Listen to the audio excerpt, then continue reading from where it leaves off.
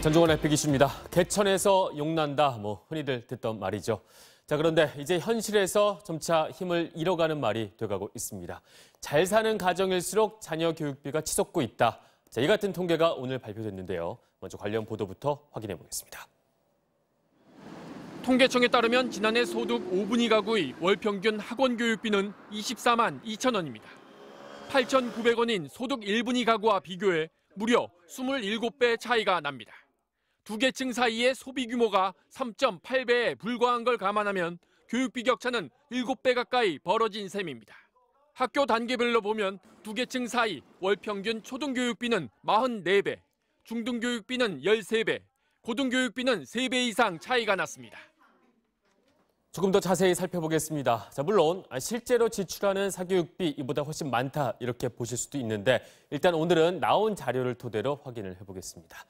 자, 소득 상위 20% 가구의 월 평균 학원비 24만 2천 원이었습니다. 이에 비해서 하위 20% 가구의 교육비 8,900원에 그쳤고요. 그 차이가 무려 27배에 달했습니다.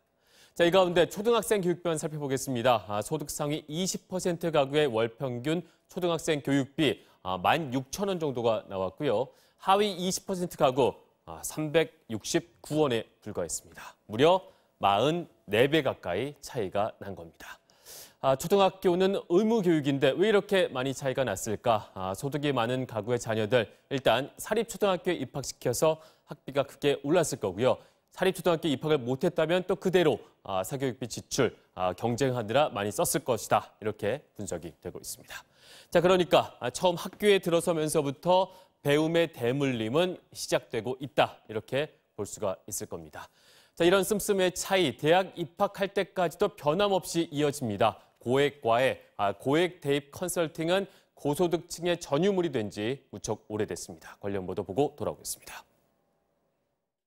학교생활기록부 관리법을 알려준다는 서울 강남의 한 컨설팅 업체. 평범한 고교생의 학생부를 성실히 진로 관련 활동을 한 것으로 탈바꿈시켜 학종으로 간호학과에 진학시켰다는 성공담을 자랑합니다.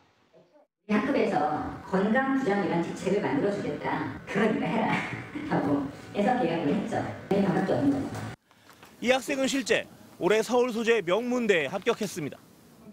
이런 학생부 관리는 물론 자기소개서와 면접 등 이른바 학종 컨설팅으로 업체들이 받는 돈은 수백만 원에서 1,000만 원대까지. 이렇다 보니 있는 집 학생들에게만 유리한 금수저 전형이라는 비판이 나옵니다.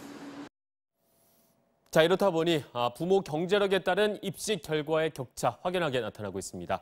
한국개발연구원이 발표한 자료 함께 보시겠습니다.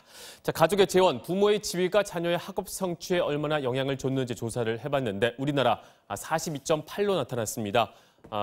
교육력 높다는 일본도 38.7, 영국도 34.9에 해당했고요. OECD 평균 29.7보다 훨씬 높게 나타났습니다. 심각하다는 얘기죠. 더 문제는 지난 15년 사이에 이 수치가 2배 가까이 급증했다는 겁니다. 빈부의 격차가 빠른 속도로 자녀 학력의 격차로 번지고 있다. 이렇게 바라볼 수가 있을 겁니다. 실제 어느 정도인지 리포트로 확인해 보겠습니다. 서울의 한 명문대학. 1학년 학생들의 출신지를 물어보니 2명 중 1명꼴로 서울이라고 답합니다. 서울 출신이에요. 한영외고 졸업했고요. 서울 경기 지역에선 고등학교 졸업생 10,000명 중 134.5명이 서울대에 입학했지만 나머지 지역은 80명에 불과했습니다. 입학률의 차이는 서울 지역 안에서도 나타나 강남구 173명, 서초구는 150명인데 비해 금천, 구로구는 각각 18명뿐이었습니다. 가장 큰 이유는 사교육비. 수도권과 지방 사이의 경제력 격차가 확대된 것, 입시 사교육 전문 업체들이 수도권 지역에 밀집되어 있으면서 사교육 인프라가 취약한 지방 학생들이 보다 불리한 위치에 처하게 된 것. 마지막으로 흥미로운 연구 결과 하나 함께 보시겠습니다. 한 연구진이 서울대와 연고대생 15명을 각각 1시간가량 인터뷰를 해봤습니다. 인터뷰 내용 중에서 학벌과 관련된 생각을 담은 문장을 100개를 뽑아냈고요. 실제 자신의 경험과 일치하는 정도에 따라서 점수를 매겨봤습니다. 그렇게 해서 명문대 학생들의 학벌에 대한 생각을 알아봤는데 자, 결과는 어땠을까요? 학벌을 바탕으로 한 계층 상승 욕구가 가장 큰 점수를 받았고요.